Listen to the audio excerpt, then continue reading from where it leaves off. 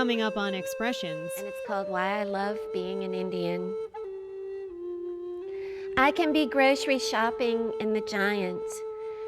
I do consider my writing, the very act of writing, to be ceremony. Frozen corn and Haagen-Dazs peach sorbet. I'm very interested in people gaining understanding of each other.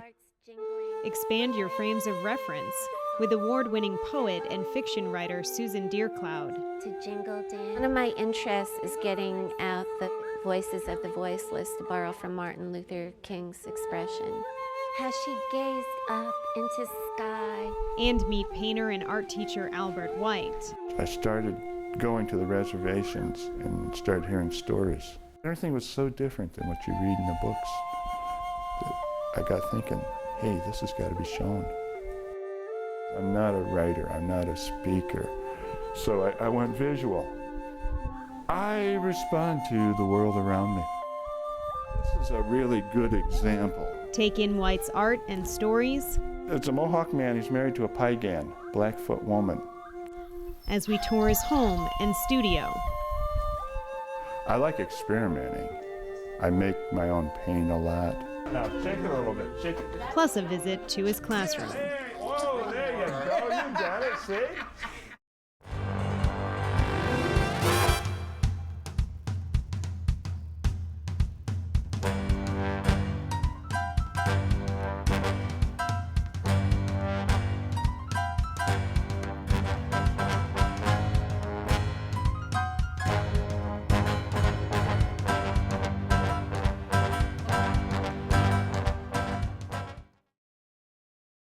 This poem is a love poem. It's called When I Am a Tree, a state I like being in sometimes more than that of a human being. So when I am a tree, when I am a tree, it is always October, my birth month, and it is Catskills, where I was born and grew up. When I am a tree, I am all blaze in the arms of my branches, garnet and gold. When I am a tree, I am filled with eagles. The sky is one of those autumn blues, no clouds, the hue of winter. When I am a tree, and the roots of me feel a sky-eyed Indian man walking fox-like on earth, making the sap of me tremble delicately at his approach. I am all leaves, all rustle in breeze, all song, waiting to be hugged when I am a tree. My Indian lineage plays a big part in my writing. I grew up in the Catskill Mountains, so place and spirit of place also play a very central part in my writing. And all of that is interwoven with my being a woman. I see all these interweavings of the different elements. Welcome to Expressions. I'm Jen Mattoni. For centuries, arts such as storytelling and painting have been an integral part of Native American cultures. You've just heard from award-winning poet and fiction writer Susan Deercloud. In addition to her many publications, she's made strides in preserving and publicizing the work of other Native writers. We'll be hearing more about that later. We'll also meet painter and art teacher Albert White. Through his gift with a brush and a generous nature to share what he's learned, he's carrying Native traditions forward, including art techniques and storytelling. I think I was born a writer. I remember being a storyteller from very early on. Now, I moved more formally into it when I was maybe 11, 12, but when I was small, I remember going for rides even back in the country with my parents, and I used to sing poems that came into my mind. So I truly do believe it was a gift I was given. I'd like to read a poem called Happy Man, especially because so many times people think poets only write poems about unhappy matters, but this poem is happy, and it was inspired by a fortune cookie fortune. So next time you crack open a cookie, maybe you'll write a poem. Happy man.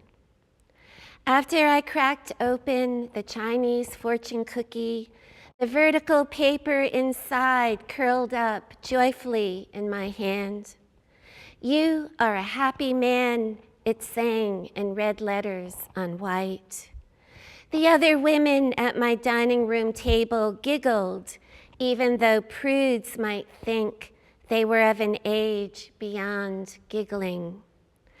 I put my latest fortune on my microwave in that china bowl a former lover stole for me, the one overflowing with good fortunes. Ever since that night of my friends' giggles plus raised eyebrows, I have indeed been a happy man. I have become a happy Chinese man, a tiny figure strolling across ancient scroll. I even sprout white chin hairs, so any day now I'll sport a wisp of Chinese beard. I used to be an unhappy woman living in America, a mixed-blood Indian woman whose tears cascaded further than her white hair. Now that I am a happy man, I'm trying to remember why that was. Something about living in city, yet always feeling homesick for country. Something about living in country and feeling homesick for the past. Something about the way everything seemed to have to do with money. Nothing with family and ceremony and vision and love. Something about how the money men treated women like me. Since my fortune was made by some sun-tinged hand in that land the 4-year-old me tried to dig holes to, I've grown freer and freer. I smile open smiles as vast as the valleys that stretch between those pinnacled mountains of the beautiful scroll I travel across. I never wear shoes because I am such a happy man. My happiness doesn't feel twigs and pebbles poking its feet. I am like those Chinese poets who lived centuries ago. Happy Chinese men like Li Po and Tu Fu, writing poems on bark and stone, bumming rice at the mountain monastery. I am so happy I completely forget I'm wandering around like this because I disgraced myself in the imperial city, drinking and cloud dancing, neglecting my official duties. Yes, thanks to my good fortune that my springtime fingers finally sprung from its prison cookie, I am a happy man. Now I know that my real duty in life is to write poetry, whistle, laugh, talk to wild foxes, get drunk on stars, sleep with deer. Now I know my duty is to never be dutiful, only lit with love. How sweet life is, how green these mountains, how blue this sky that can never fire this happy Chinese man from his happy job. I do consider my writing, the very act of writing, to be ceremony.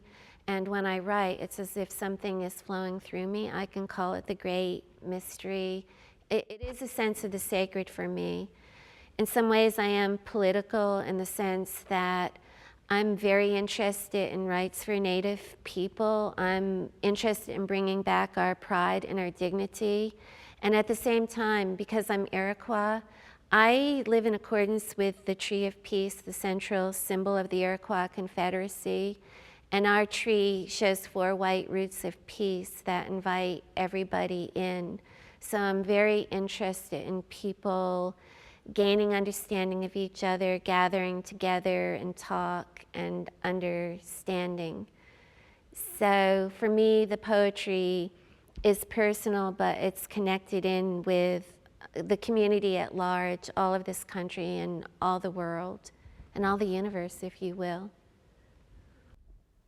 Susan has traveled widely, at times living abroad, but she spent the majority of her life in Binghamton. She's taught creative writing at her alma mater, Binghamton University. We'll hear more from Susan later in the program. Right now, we're going to meet Albert White. He lives, paints, and finds inspiration on the very land in Binghamton where he grew up. But he's also traveled the country collecting tribal stories and techniques that he uses in his paintings.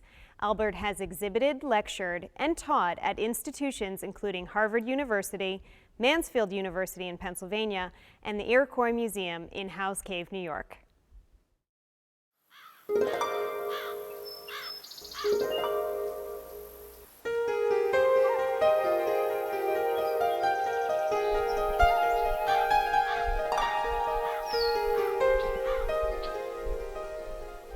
Red Wing.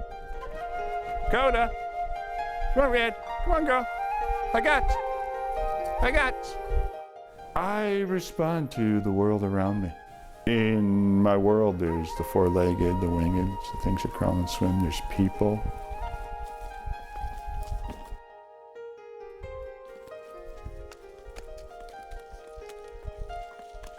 Come on, Hunji.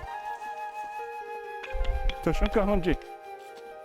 Toshunka, it means holy dog.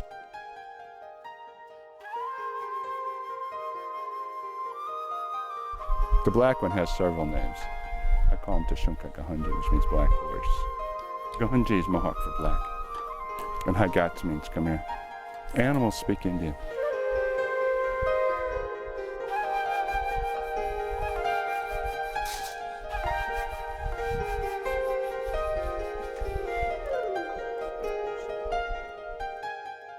I consider myself an oil painter. However, I seem to always work in watercolor, acrylics, or drawing. I don't do anywhere near the oils I'd like. I like experimenting. I make my own paint a lot. I've been trying for years to make the ideal drawing media, which I haven't even come close. I wanted at one time to be a powwow dancer. And one of the things I was told when I went and asked, well, how do you learn to dance? Watch the old people because they know how, and the young, very, very young, because they have the enthusiasm and the energy. Lacrosse is the Iroquois national sport. The creator came and stayed with us and gave us a game of lacrosse. So it's a very important game for us.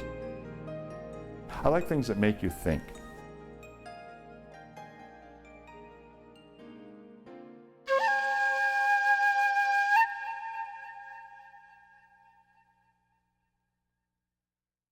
I love deer. You can sit in here in the house and look across the road, and you won't see them get there. Suddenly, there'll be deer in the field. It's like they come up out of the ground. And you watch, you don't really see them leave a lot of times. They're just suddenly gone, like spirits.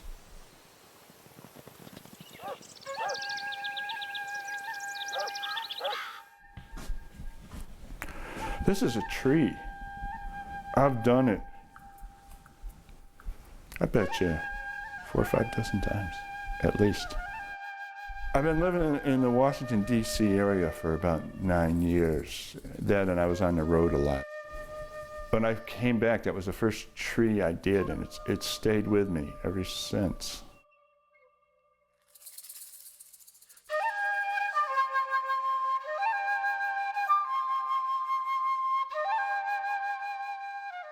I really like that tree a lot.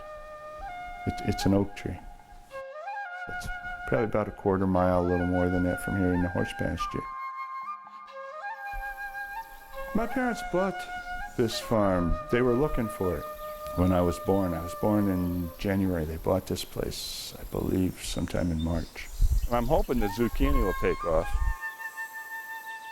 When I was a kid, we used to have about 5-6 times this. We used to really live out of the garden. Only about a third of the corn I planted came up. The Iroquois had 19 kinds of corn that nobody else had. When I was probably 6-7 years old, I said I wanted to be an artist. My mother, one time, when I was about 7, bought me a pair of socks that had little palette with watercolors glued on. That, I think, was my first real painting media.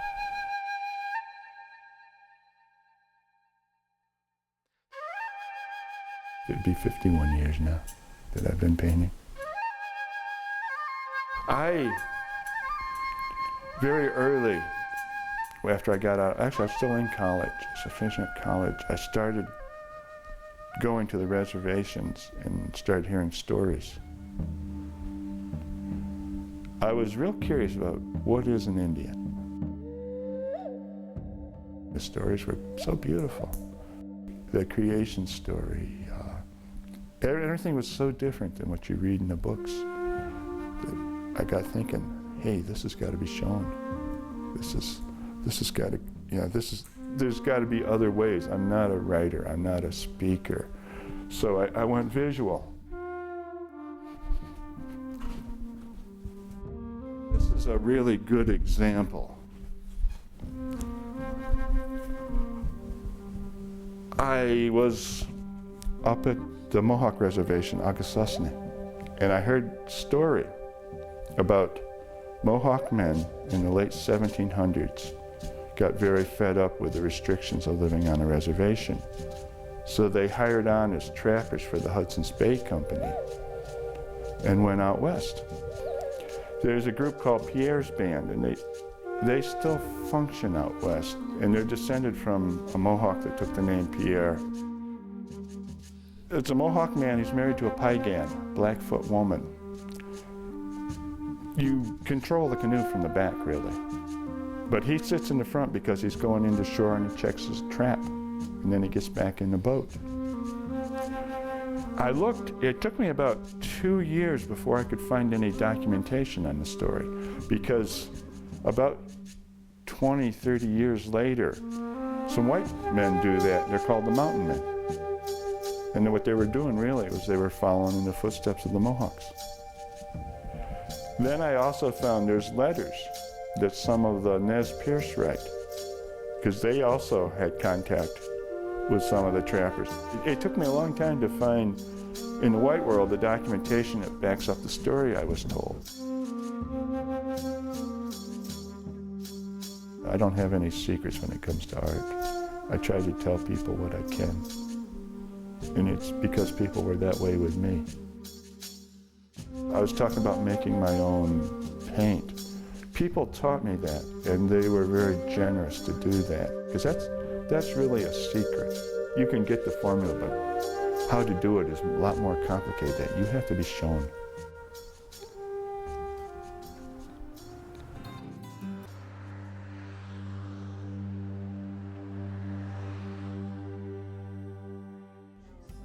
I didn't set out to be a teacher. Generally, when you start down the road, you almost never get where you're going, or I don't. I did substitute teaching for a while. Lots of paper, no problem. I went into the art school, I was with the Art Mission. I've done private teaching. I've taught people that were older than me, although they're getting harder and harder to find.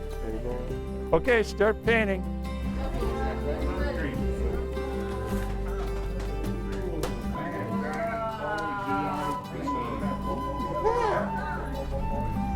More colors, or is it done? More color, I do a lot of Indian stories and then have them do a piece. The creation story, we live on the back of a turtle.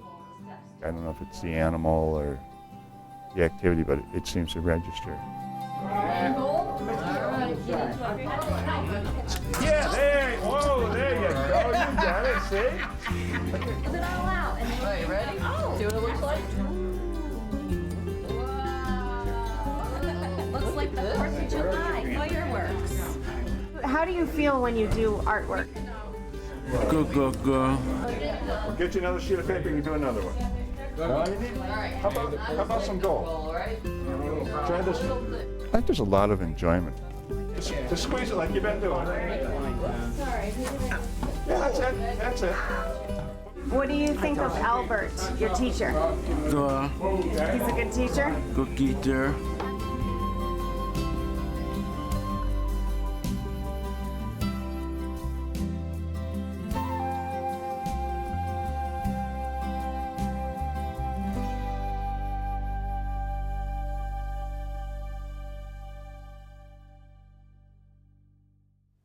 To contact Albert, write to him at 386 Laughlin Road in Binghamton, 13904.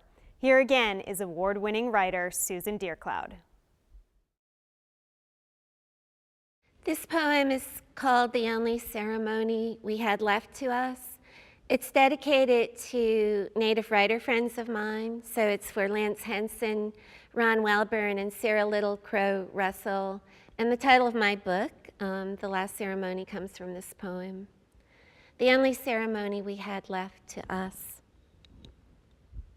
I am not going to pretend. The only ceremony we had left to us was taking rides in a dented Chevy on dirt roads no city slickers could find. The only ceremony left to us was stopping at a path we mountain Indians knew about, stepping behind one another, hands brushing the bent ferns. The ceremony, never stolen, was walking a stony trail to a cliff where we made our stand with oaks, spruces, maples, a few surviving hemlocks. I am not going to lie. We still had a family, in some ways a tribe. But our prayer was staring across valleys at Catskill peaks, answering us with blue. My brothers, once I dreamed of Cheyenne stallions and Cherokee fire. My sister, once I cried for Chippewa bear medicine when they cut my tongue. Can I pretend otherwise? The last ceremony left to me is riding the broken horses of love off cliffs. One of my interests is getting out the voices of the voiceless, to borrow from Martin Luther King's expression.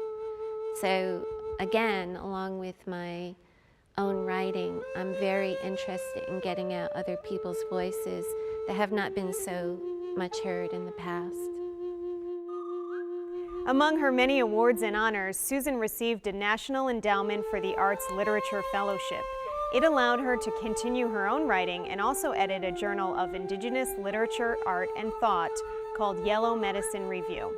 She was one of 50 chosen from a pool of 1,400 applicants. You can find more about Susan on NEA.gov and/or email her at susandeer@gmail.com. Thank you for joining us on Expressions. Visit us on the web at WSKG.org. We're closing out the show with one more from poet Susan Deercloud. This poem was inspired by an evening's shopping expedition in the Giant on the south side of Binghamton. I get my inspirations all over the place. It's dedicated to my dear sister, Erlene, and it's called Why I Love Being an Indian. I can be grocery shopping in the Giant, rolling my cart down the frozen food aisle, gathering frozen corn and Haagen-Dazs peach sorbet, when my cell phone that I swore I'd never get starts jingling its joyous ring of song that always makes me want to jingle dance. And it's my sister telling me about 3 nights ago how she gazed up into sky after the snowstorm stopped and she had a vision. The clearing clouds clustered into a Mohawk warrior's profile and tomahawk above our Indian grandfather's house, and she watched in a trance until the vision disseminated to make way for a few stars. And I love this about being Indian, having a sister call me like this, me stopping in my tracks under fluorescent lights in a grocery store, grinning a giant of a smile as she tells me about a cloud warrior, asking each other what that sky Indian could mean, looking forward to the cold, delicate taste of peaches, like summer visions kissing my tongue later that winter night, and life's serious shoppers staring at me as if I've gone mad.